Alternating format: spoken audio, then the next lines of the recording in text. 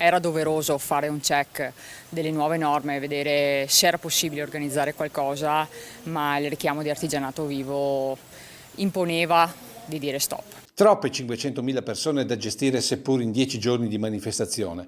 Per questo Proloco e Comune di Cison hanno deciso di annullare definitivamente l'edizione 2020 di uno degli eventi dell'Alta Marca del Veneto. Il motivo è sostanzialmente lo stesso che ha affermato sabato il Palio di Montebelluna.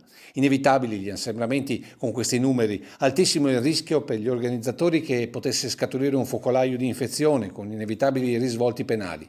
E a nulla sarebbe servito pensare ad un'edizione ridotta e a numero chiuso. Il richiamo di artigianato vivo è un richiamo che non è facile da controllare, quindi non era possibile farlo a mezzo servizio e il servizio intero imponeva dei rischi che non ci siamo sentiti di accollarci. Scelta difficile per il sindaco di uno dei borghi più belli d'Italia, che vive anche di turismo. Un settore in profonda crisi causa contagio, con piccole realtà e grandi strutture nell'affanno costante. Ecco perché mai come quest'anno Artigianato Vivo sarebbe stato un sostegno formidabile a tutta la filiera. Non ci siamo fermati, appena è stato possibile l'amministrazione ha cercato di fare il proprio mettendo in campo alcuni provvedimenti per la rivitalizzazione del San Boldo, la pedonalizzazione di Piazza Roma durante le festività e le associazioni si sono mosse, i sentieri sono stati rimessi in ordine e siamo pronti. Lunedì avremo una riunione con tutte le associazioni per vedere che cosa sarà possibile fare per animare comunque l'estate cisonese.